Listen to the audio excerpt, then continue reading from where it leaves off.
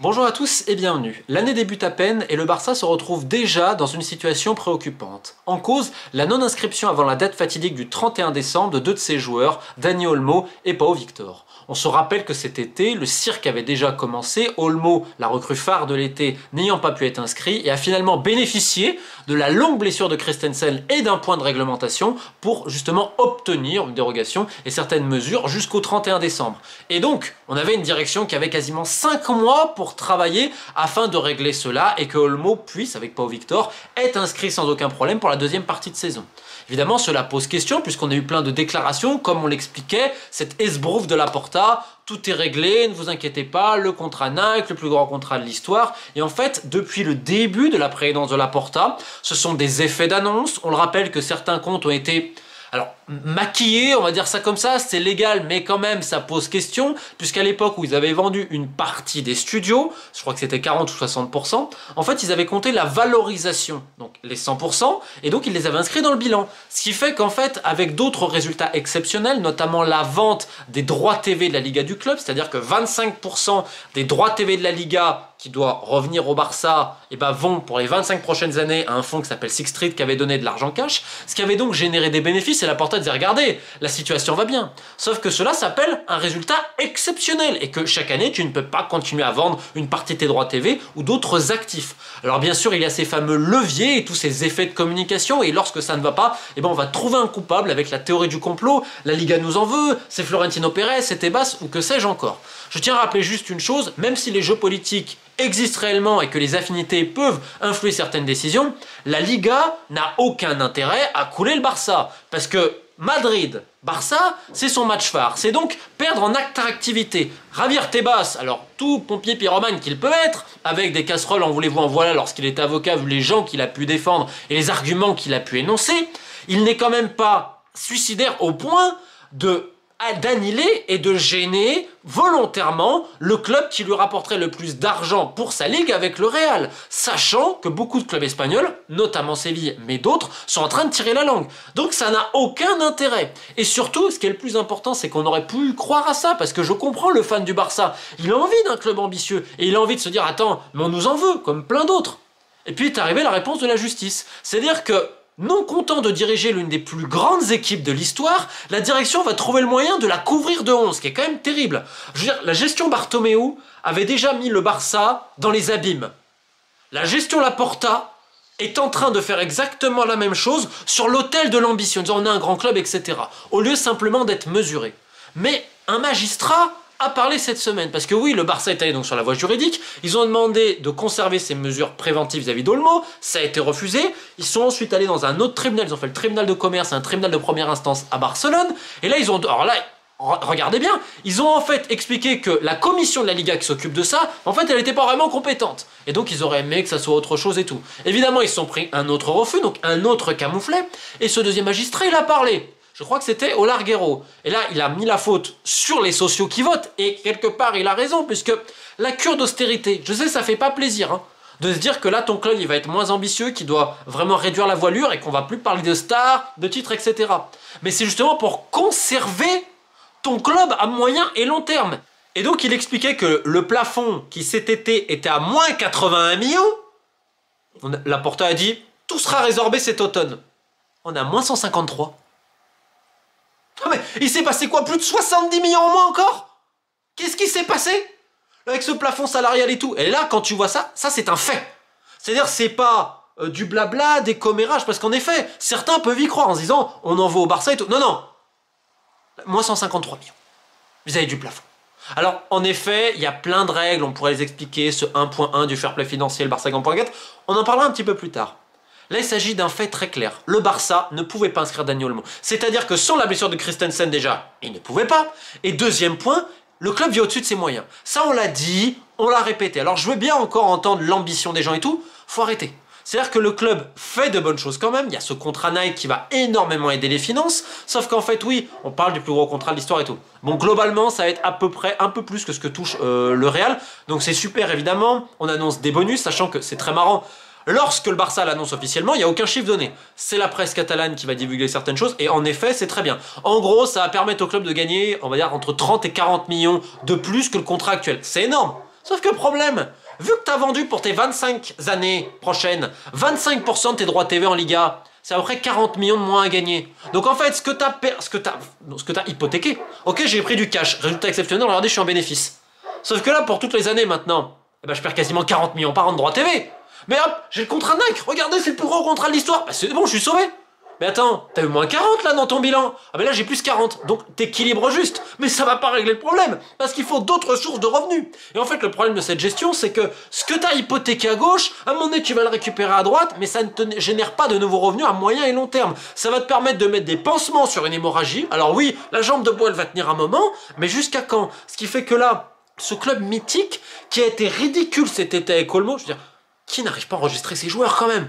Et là, pareil encore cet hiver, et ils vont encore pousser le vice plus loin, puisqu'ils vont aller au niveau de la justice avec des requêtes complètement bidons, même sur un fond, on va dire simplement légal, pour te prendre de camouflet. Alors que tu avais 5 mois pour tout préparer. Et t'as Laporta qui revoyage entre Dubaï et le Qatar, etc. Et qui là, c'est quand même assez exceptionnel, il est en train donc de vendre les places VIP, donc chez moi ce sont les loges, et la commercialisation des loges pour les 20 prochaines années d'un stade qui n'a même pas été fini d'être rénové, à des fonds du golf pour à peu près 100 millions. Et là, c'est l'ironie, oui mais on envoie les papiers à la Liga, etc. et tout, sauf qu'en fait tu t'aperçois qu'il n'y a pas tous les fonds qui seraient arrivés, etc.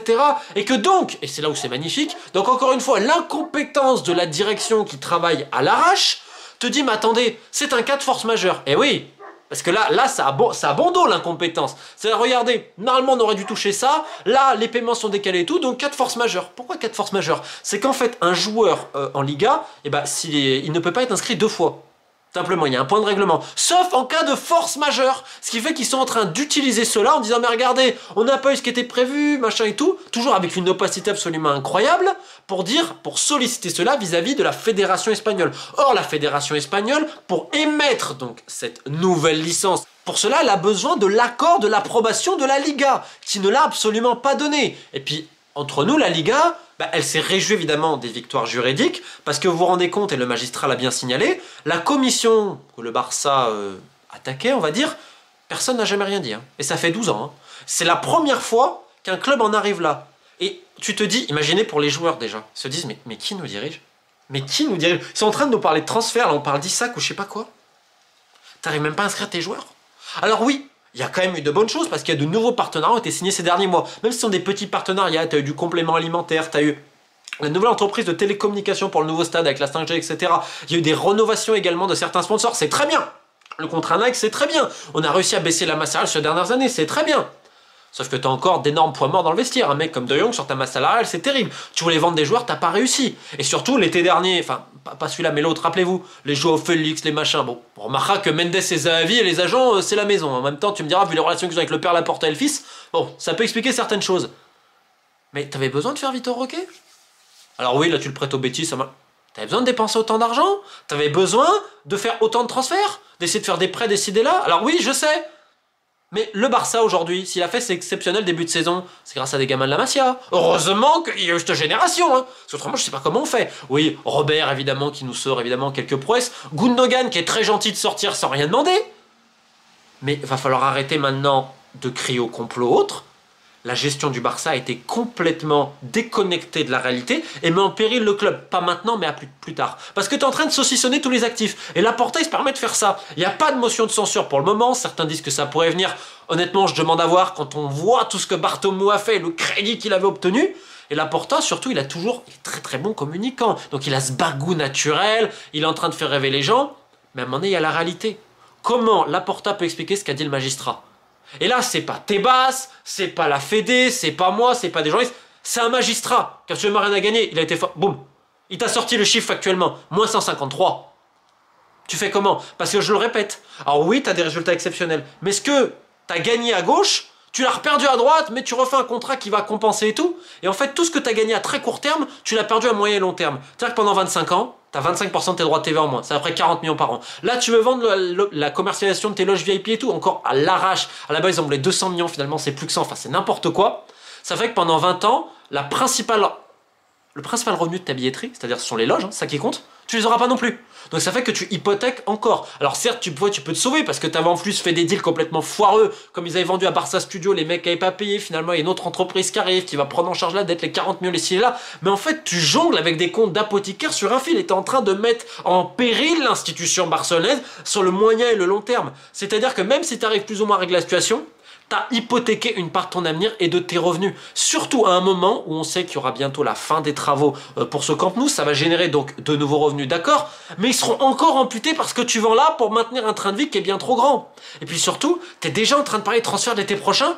Ah mais attendez, t'as de Leverkusen. Ah bah oui, c'est Pini Zahavi l'agent. Attendez, Flick c'est qui l'agent? Ah mais c'est Pini. Ah Lewandowski, un des plus gros salaires de club. Ah mais c'est Pini aussi, d'accord. Ah mais attendez, Yamal c'est Mendes. On se rappelle Joao Félix, Mendes. Ah ouais d'accord. Donc après m'être un peu emporté, on va revenir un petit peu sur le cas Olmo et aussi ses règles de fair play financier.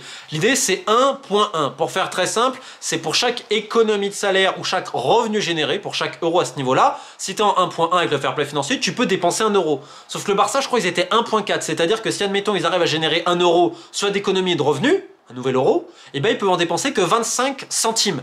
Donc vous comprenez un petit peu l'idée, sachant que la Porta évidemment n'a pas besoin d'être en 1.1 maintenant, oui, enfin bon. Encore une fois, on dit tout et son contraire, et je ne dis pas que le club est en danger actuellement, non, non. Le problème c'est vis-à-vis d'Olmo. Là l'agent a dit ok, il veut rester, et ça je peux vous confirmer que le joueur, lui, a envie de rester.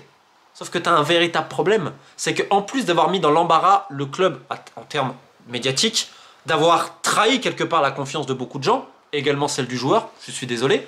Si jamais, parce que là ils ont demandé encore un recours de 3 jours, alors là honnêtement, si on suit le règlement, le Barça ne peut pas l'inscrire. Parce que là ils invoquent la force majeure, c'est quand même très ténu d'un point de vue légal. Mais bon, pourquoi pas, on verra. Si tu n'arrives vraiment pas à l'inscrire, non seulement le joueur peut partir libre, mais derrière il va falloir payer tout le reste. Sachant qu'il faut aussi payer le transfert, bien évidemment, mais il va falloir payer l'entièreté de son contrat. Plus d'autres choses visiblement. J'ai pas encore tous les détails parce qu'il y a plusieurs versions qui circulent, mais ça va te coûter très très cher. T'as pas les moyens non plus de faire ça. Ils ont de la chance le Barça. C'est que pour le moment le joueur il veut rester. Mais on l'a pris pour un imbécile. On a trahi le joueur, on a trahi l'entraîneur, on a trahi tous les joueurs de l'effectif, on a trahi tous les fans. Parce que cet été, ils savaient très bien la situation. Je veux dire, le chiffre qu'a donné le juge, Laporta et les autres, ils le savaient très bien. Alors oui, peut-être que ça n'a pas marché comme ils voulaient et tout. Mais à un moment donné, quand tu mets le club dans un mur pareil, surtout une direction qui a autant critiqué celle qui était avant, la gestion Bartomeu, normalement tu dois partir. Tu ne peux pas rester après un tel fiasco. Alors, est-ce qu'il y aura motion de censure? C'est une bonne question. Est-ce que le joueur, combien de temps il va rester aussi? Pareil pour Pau Victor. C'est aussi une bonne question. En tout cas, vous imaginez que dans le groupe, ça a forcément des répercussions. Vous avez des joueurs inquiets. Et ce que j'ai dit pendant un moment, c'est qu'au Barça, tout le monde est en vente. C'est-à-dire que vous arrivez avec aujourd'hui un mandat, c'est bon. Alors, quand je dis tout le monde, on va tempérer. C'est sûr que Yamal, ils ne veulent pas le vendre. Mais à un moment donné, la question, elle va se poser, ça continue comme ça. Ouais, mais on va vendre les remplaçants, etc. Mais qui va les vouloir? Qui va vouloir tes remplaçants? Donc là, on mandate. C'est-à-dire que n'importe quel agent qui arrive avec une offre, même pour un joueur type Rafinha, ah bah on va essayer de le faire partir le mec. Hein. Pourquoi? Parce qu'ils n'ont pas réussi à faire les ventes qu'ils espéraient aussi l'été dernier. Et surtout que le club a un besoin urgent de cash, de baisser sa masse salariale. Et même si il y a quand même eu des bonnes choses et on a quand même un petit peu épuré quand même certains points, je ne vais pas le nier. Il y a quand même une grosse inquiétude, c'est comment tu peux passer d'un plafond de moins 80 cet été à moins 153 en quelques mois. Qu'est-ce qui s'est passé? Donc au final, beaucoup d'opacité, encore d'opérations de communication, mais à un moment donné, il y a les faits, c'est une situation absolument unique et préoccupante. Ça ne veut pas dire que le Barça va couler tout de suite, absolument pas. C'est juste qu'on a hypothéqué son avenir et surtout sa compétitivité à moyen et long terme, puisqu'on l'a amputé déjà de revenus qui vont être très importants. On a aussi trahi la confiance vis-à-vis d'investir. Je vous l'ai quand même déjà dit ces derniers mois, le vestiaire ne supporte pas Laporta parce que c'est un beau parleur qui promet monts et merveilles et qui surtout ne tient absolument pas sa parole. Et surtout, quid des socios aujourd'hui? Est-ce qu'ils vont encore rester sans rien dire en pensant que leur club, comme Manchester United et tant d'autres, peut lutter avec les meilleurs et tout? Je dis pas que sportivement ils peuvent pas, mais économiquement aujourd'hui, ce serait une hérésie de continuer de la sorte. Et surtout, quid de Pau Victor et d'Olmo? Parce que c'est là où le Barça a de la chance. C'est que les mecs, ils aiment vraiment le club. Hein. Parce que les 90% des joueurs, ils seraient déjà en train de partir, parce qu'en effet, l'Angleterre contacte Olmo de partout, hein, City, Arsenal et tant d'autres qui se verraient bien récupérer un joueur à moindre frais. Vous inquiétez pas qu'il y aura d'autres offres. Alors la question, c'est la patience pour les joueurs jusqu'à quand? Et également pour les socios. Donc plus que jamais en ce début d'année, keep the faith.